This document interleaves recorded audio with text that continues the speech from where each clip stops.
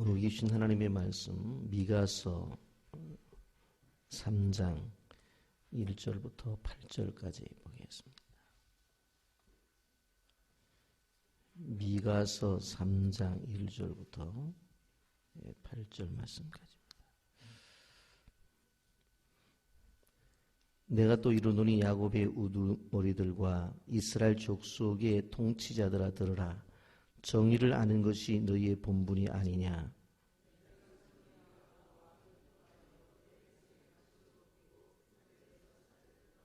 그들의 살을 먹으며 그 가죽을 벗기며 그 뼈를 꺾어 다지기를 냄비와 솥 가운데 담을 고기처럼 하는도다.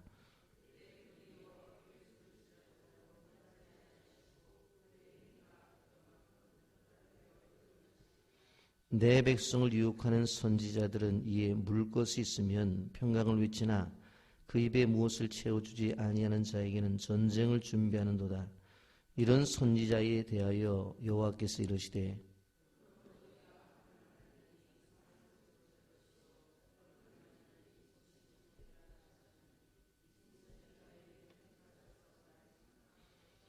선견자가 부끄러워하며 술객이 수치를 당하여 다 입술을 가릴 것은 하나님이 응답하지 아니하심이거니와.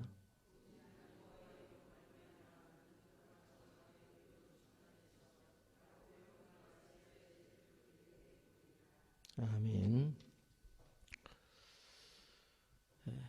미가가 예언을 하던 주전 8세기 초에 이스라엘은 바야흐로 정치적인 격동기요 사회의 불안의 시대였다라고 그렇게 말씀을 드릴 수 있습니다. 과거에 비해서 경제적인 발전으로 말미암아 크게 삶의 안정은 가져왔습니다마는 그러나 그 생활 속에서 정의보다는 예회와 편법이 만행되었던 그런 사회가 되었습니다. 이러한 사회적 악에 대해서 정치적인 지도자들과 종교 지도자들의 행위가 잘못되었었기에 그것을 미가 선지자가 강력히 비판을 하고 있는 것입니다. 이런 우리나라도 총체적 부패다라고 그렇게 말을 합니다만은 이번에 최순실 사태를 보면서 소위 말하는 부패공화국이다라고 하는 말을 실감하는 것을 보게 됩니다. 우리 미가서를 이 새벽에 보면서 지금 나타나 있는 이 나라 민족의 현실과 너무나 닮은 꼴을 보고 있는 것이기에 좀 더 성경을 통해서 지금의 사회를 바라보면서 우리가 더욱더 기도를 해야 될 것이다 라고 생각을 합니다. 여러분, 유대의 나라가 총체적인 부패가 왔다라고 그렇게 말을 하게 되어질 때에 이 부패의 원인이 도대체 어디 있었느냐? 그것은 한마디로 지도자들의 부패에 있었다라고 하는 것입니다. 결국 지도자가 부패를 하면 그 공동체 전체가 부패한다 하는 것이 성경이 가르쳐 주는 것입니다. 먼저 정의를 내팽개친 정치 지도자들에 대한 하나님의 생각이 바로 1절에 있는데 내가 또 이르노니 야곱의 우두머리들과 이스라엘 족속의 통치자들아 들으라. 정의를 아는 것이 너희 본분이 아니냐. 우두머리들과 통치자들을 향해서 뭐라고 말해요?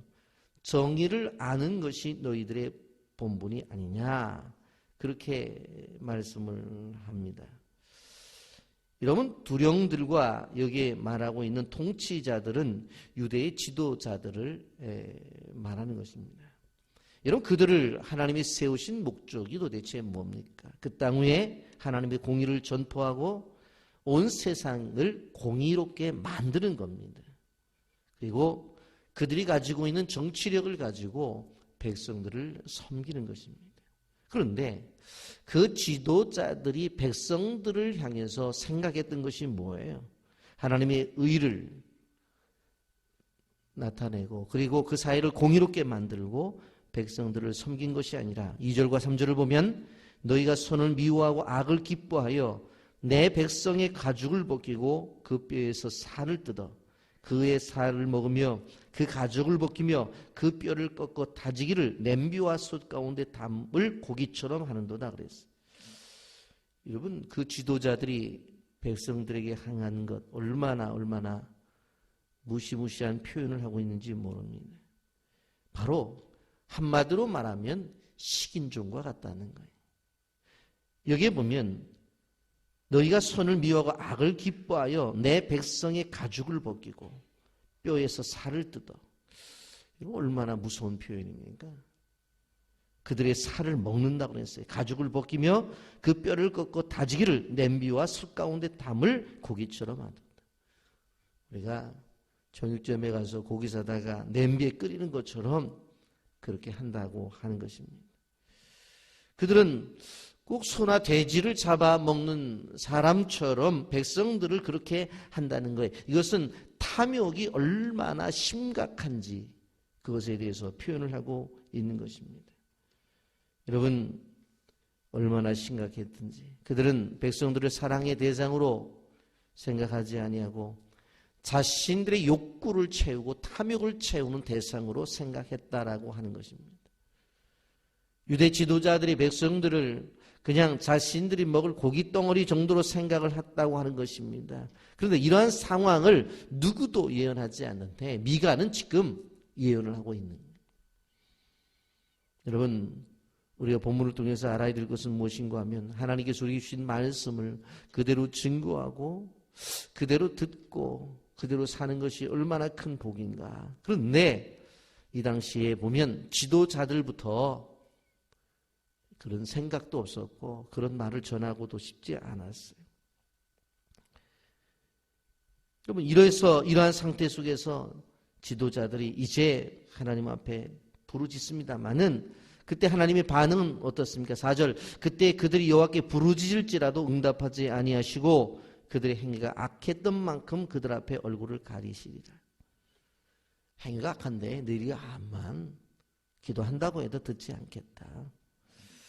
살려달라고 해도 내가 듣지 않겠다라고 하는 것입니다. 왜 그렇습니까? 그들이 저지른 악 때문에 그렇습니다. 한마디로 말하면 기도에 응답이 없을 것이다 라고 표현하는 것입니다. 여러분, 선지자가 뭐하는 사람입니까?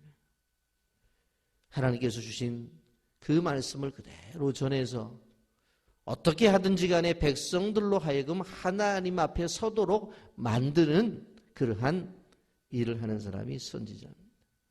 그런데 5절에 보십시오. 내 백성을 유혹하는 선지자들은 이에 물 것이 있으면 평강을 외치나 그 입에 무엇을 채워주지 아니하는 자에게는 전쟁을 준비하는도다. 이런 선지자에 대하여 여호와께서 이르시되 그렇게 말씀하죠.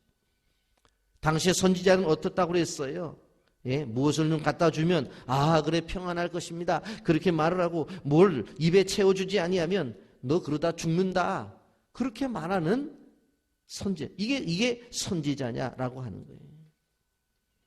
여러분, 갈라디아서 1장 10절은 이렇게 말씀을 하고 있습니다. 이제 내가 사람들에게 좋게 하랴 하나님께 좋게 하랴 사람들에게 기쁨을 구하랴 내가 지금까지 사람들의 기쁨을 구하였으면 그리스도의 종이 아니니라. 사람을 좋게 할 것이냐 하나님을 좋게 할 것이냐 사람에게 기쁨을 구할 것이냐. 만약 사람에게 기쁨을 구한 것이었으면 그리스도의 종이 아니라는 거예요. 거짓 선지자들은 무엇인가 사람들의 욕심을 채워주고 또 자신의 욕심을 채우는 것들에 대해서 바로 관점이 있었어요. 관심이 있었어요. 그리고 자신의 욕심을 채워주지 아니하면 저주를 선포했다고 하는 것입니다. 이것이 거짓 선지자들의 모습입니다. 여러분, 이게 선지자라고 말할 수 없죠. 그런데 미가 선지자가 외칠 때의 선지자들이 그러했다는 거예요. 그러면 그런 선지자들에게 오늘 성경은 뭐라고 말해요? 6절과 7절. 그러므로 너희가 밤을 만나리니 이상을 보지 못할 것이요 어둠을 만나리니 점치지 못하리라 하셨나니 이 선지자 위에는 해가 져서 낮이 캄캄할 것이라. 영적으로 완전히 감각이 없어지는 거예요. 요즘 말로 말하면 성경을 읽어도 이게 무슨 말씀을 하시는지 이해가 되지를 않고 백성들에게 말씀을 잘 해석해서 말씀을 전해야 될 텐데 도대체 이해가 되질 않아요. 그리고 전할 수도 없는 거죠. 예? 선견자가 부끄러워하며 술객이 수치를 당하여 다 입술을 가릴 것은 하나님이 응답하지 아니하시거니와. 그랬어요. 선지자가 하나님이 주신 그 말씀을 자기가 듣고 그 말씀을 그대로 외쳐야 되는데 들리지도 않아요. 입술도 열려지지 않는다는 거예요. 그래서 여기 보면 밤을 만난다고 하는 거예요. 해가 져서 낮이 캄캄할 것이다. 대낮인데 캄캄해 배지를 않아요. 여러분 전혀 깨닫지 못하겠다고 하는 것이에요. 그리고 혹간 그들이 입을 열어서 전한다 할지라도 그거 하나님의 말씀이 아니기 때문에 새빨간 거짓말이기 때문에 바로 자기도 너무 부끄러워서 입술을 가리는 거예요. 이거 하나님이 주신 말씀이 아닌데 이거는 내가 한 말인데 몇 푼 받아서 먹고 내가 하는 이야기인데 그렇게 하는 거예요. 여러분 그런데 진짜 미가 선지자는 뭐라고 말해요? 8절에 이렇게 말하잖아요. 다 같이 함께 볼까요? 8절 시작. 오직 나는 여호와 영으로 말미암아 능력과 정의와 용기로 충만해져서 야곱의 허물과 이스라엘의 죄를 그들에게 보이리라 그랬어요. 여호와의 영으로 말미암아 하나님의 영으로 성령이 충만하니까 그 어려움 속에서도 능력과 정의와 용기로 충만해져서 그 나라가 가지고 있는 허물을 이야기하고 이스라엘의 죄를 너희들이 이것이 잘못했다고 얘기를 한다는 거예요. 이게 바른 지도자요. 영적인 지도자라고 하는 것입니다. 오늘 우리는 이 시대의 지도자들을 위해서 왜 기도를 해야 돼요? 바른 생각과 바른 가치관을 가지고 자기들의 욕심을 채우려고 하는 그런 사람이 아니라 백성들의 필요를 따라서 헌신하고 섬기는 그런 지도자들이 나타나야 돼요. 여러분 지금 우리나라에 나타난 이 총체적인 문제가 뭡니까? 지도자가 알고 봤더니 백성들을 위해서 다 뽑아놨더니 백성들을 위해서 장관하라고 해서 또 인정해 줬더니 다 뭐예요? 자기 배에 채웠다는 거잖아요. 그것이 드러난다는 거잖아요. 그걸 문제 삼는 거잖아요. 그러니 미가 선지자가 외쳤을 때 그 당시나 지금이나 뭐 다른 게 없어요. 인간이 사는 세상 속에서. 여러분 여기 이래서 나타나는 것이 무엇입니까? 9절부터 11절까지입니다. 야곱 족속의 우두머리들과 이스라엘 족속의 통치자들 곧 정의를 미워하고 정직한 것으로 꾀하는 자들아 원하노니 이 말을 들을지어다. 시온의 피로 예루살렘을 죄악으로 건축하는도다. 그들의 우두머리들은 뇌물을 위하여 재판하며 그들의 제사장들은 삭슬을 위하여 교만하며 그들의 선지자는 돈을 위하여 점을 치면서 여호와를 의뢰하여 이르기를 여호와께서 우리 중에 계시지 아니하냐 재앙이 우리에게 임하지 아니하리라 하는도다. 시온은 피로 예루살렘은 죄악으로 지어졌다라고 하는 거예요. 결국 돈을 좋아하고 물질을 좋아하는 지도자들 때문에 결국 거짓된 예언이 증거되어지고 바로 결국 재앙이 임한다라고 하는 것입니다. 여러분 한 가지 여기 한번 우리가 보게 되었으면 어떻게 이럴 수가 있을까? 그런데 그것이 그 당시에 있었던 일들이고 오늘날도 마찬가지예요. 시온을 피로 예루살렘을 죄악으로 건축한다라고 하는 거예요. 여러분 하나님의 반응이 12절에 나타납니다. 뭐라고 말합니다. 이러므로 너희로 말미암아 시온은 가라라 엎은 밭이 되고 예루살렘은 무더기가 되고 성전에 사는 수풀의 높은 곳이 되리라 그랬어요. 타락한 정치 지도자와 부패한 영적 지도자들로 인해서 결국 그들이 가지고 있는 공동체 전체가 다 무너진다라고 하는 것입니다. 한마디로 말하면 망한다는 거예요. 여러분 오늘날 우리 사회가 이러다 망하지 하는 얘기들이 왜 들려요?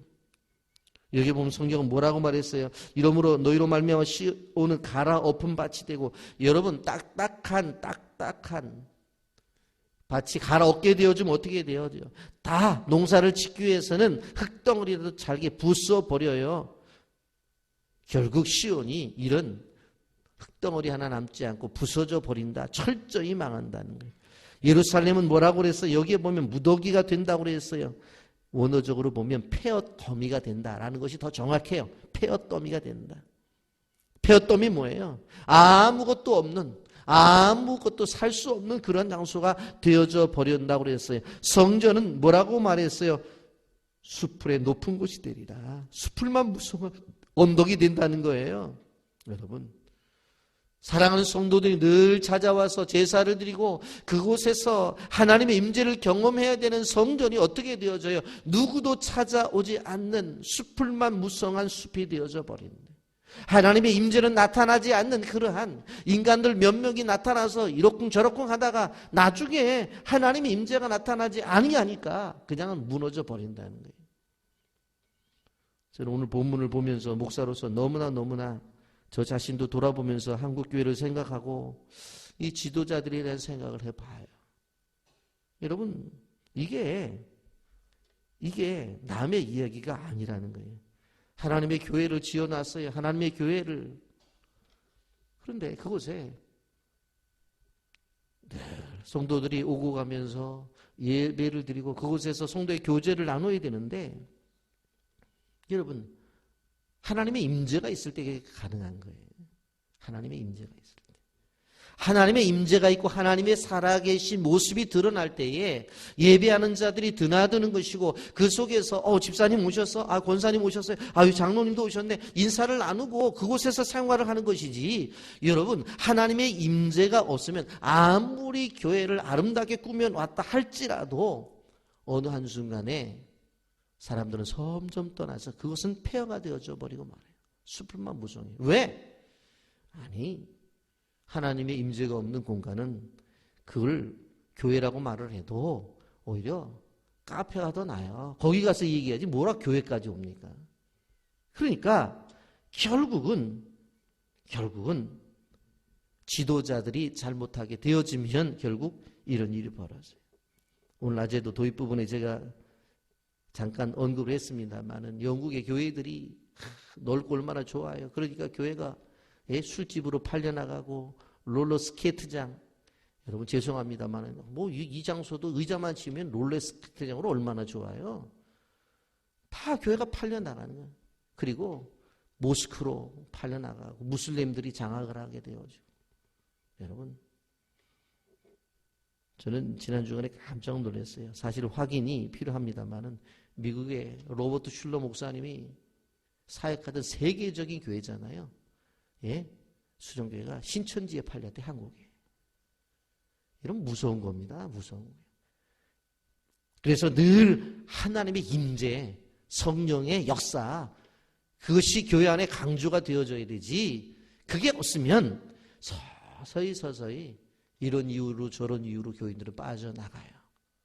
그리고는 그것이 오늘 성경에서 말하는 것처럼 어떻게 돼요? 성전에 사는 숲의 높은 곳이 되리라. 사람들이 찾아오지 않는, 가끔 들짐승만 왔다 갔다 하는 숲만 무성한 곳이 되어져 버리고 말아요. 여러분, 오늘 성경이 말하는 것이 뭐예요? 지도자라고 하는 사람들이 얼마나 중요한지를 봐야 돼요. 나는 지도자가 아니라고요? 아닙니다. 여러분, 가정에서 자녀를 낳고 가정을 운영한다면 여러분은 가정 안의 지도자예요. 아시겠어요? 직장에서 과장은 과장대로, 부장은 부장대로 지도자예요. 교회 안에서 교사들은 교사도 지도자란 말이에요. 안수 집사님들도, 권사님들도, 장로님들도, 목사도 다 그 공동체 안에서 지도자란 말이에요. 지도자. 그러면 그 지도자가 어떤 사고와 가치관을 가지고 삶을 통해서 어떻게 살아가느냐가 그 공동체를 살리고 죽는 거예요. 그걸 아셔야 되는 거예요. 우리가 임직을 준비한다고 그렇게 말하고, 기도로 준비하라고 그렇게 말씀을 드렸지만 제가 안타까운 것은 뭐냐면 지도자는 아무나 되는 게 아니라고. 지도자는 그런 책임의식을 가지고 이 공동체를 내가 살려야 되겠다는 의지가 있어야 돼요. 자기 것을 내놓고 자기 것을 들여서 이 공동체를 살려야 되겠다는 의지가 있어야 되는데 오늘 지도자들은 뭐예요? 백성들의 것을 자기 것으로 만들잖아요. 이러니까 망하는 거예요. 이러니까. 이 나라를 보십시오. 장관이 될 때는 자산이 얼마 있는데 몇 년 지나니까 얼마큼 늘었다. 국회의원이 됐을 때는 얼마 자산 신고를 했는데 얼마큼 늘었다. 이런 얘기들이잖아요. 결국은 미가 선지자가 이야기하는 것과 전혀 다를 바가 없는. 그러면 결론은 뭐예요? 망하는 거예요. 망하는 거예요. 그것이 이스라엘 백성들도 망하는 거예요. 이방 나라만 망하는 것이 아니라 함께 망하는. 요즘 말로 말하면 교회도 무너지는 거예요. 그걸 우리가 알아야 되는 거예요. 그래서 우리는 이 땅의 정치 지도자를 위해서 기도해야 돼. 여러분들은 뭐 담임 목회자인 저만을 위해서 기도하는 것이나 이 땅에 있는 영적 지도자들을 위해서 기도해야 돼요. 그런 것들이 되어지지 아니하면 함께 무너져 버려요. 정의와 공의와 그런 것들이 지도자를 중심으로 해서 세워져야 되고, 여러분 우리는 기억해야 돼요. 우리나라에 지금 둘러싼 정치적인 문제들에 대해서 하나님의 선하심이 직접 개입하셔야 돼요. 누가 뭐 여당의 사람들 이것이 옳다, 야당의 사람들 이것이 옳다, 또 야당의 지도자들도 뭐 이 당은 이렇다 그러고 저 당은 저렇다 그러고 그 당은 그렇다 그러고 말이 하나가 되는 게 없어요. 왜? 자기들 이권에 들어가 보면 그 주장하는 뒤에 보면은 뭐 지금 뭐 대통령이 하야를 해가지고 만약 선거를 하면 아직 자기는 준비가 안 돼 있는데 다 보면 자기의 이권들이다. 그렇게 해서는 안 되는 거예요. 정말 간절한 마음으로 우리가 이 나라 민족을 위해서 무릎 꿇고 중보의 기도를 해야 될 것은 정말 자신의 이익이 아니라 하나님의 나라, 자신의 이권이 아니라 백성들을 위해서 진정 일할 수 있는 그런 사람들. 백성들이 촛불 집회를 하고 하는 것들, 그 속에서 우리는 무엇을 느껴져야 돼요? 이유가 어떻게 됐든지 간에 저렇게 되어진 건 우리를 위해서 좀 일해달라, 우리를 위해서 좀 일할 수 있는 그러한 분들이 필요하다는 거 아니에요. 보면 오늘 우리는 새벽 기도를 진행을 하면서 순서에 따라서 미가서 3장을 생각해 보지만 어떻게 정확하게 이 시대에 이 미가서 말씀을 주셨는가? 저는 그래서 이렇게 한 장 한 장 말씀을 나누는 것에 대해서 정말 영적 매력을 느끼는 것은 하나님이 정확하게 이 시대가 어떠니까 어떤 본문을 선택할까, 그게 아니라 그냥 성경에서 말하는 대로 한 장 한 장 한 장 넘어가도 그 시대를 조명하고 있는 하나님의 말씀은 너무나 분명하게 말씀하고 있다는 거예요. 그래서 저는 이 본문을 보면서도 묵상을 했어요. 이 시대를 조명하고 있는 이 진리의 말씀. 그래서 오늘 설교 제목이 뭐예요? 진실을 말해야 돼. 진실을 말하지 않기 때문에 문제가 됐잖아요. 대통령도 진실을 말하라고 요구하고 있고, 그리고 그 밑에 있었던 보좌관들도 진실을 숨기지 말고 진실을 말하라고 있고, 다 진실을 말해서 빨리 해결하자는 거잖아요. 여러분 오늘 거룩한 주일입니다. 여러분 이 시대를 위해서 우리가 정말 기도하는, 지도자들을 위해서 기도하고, 그래서 하나님의 나라를 바로 세워나가고 이 땅 위에 하나님의 정의가 흐르는 그런 나라가 되기 위해서 우리도 함께 기도하면서 나가기를 예수님의 이름으로 축복합니다. 아멘. 거룩하신 하나님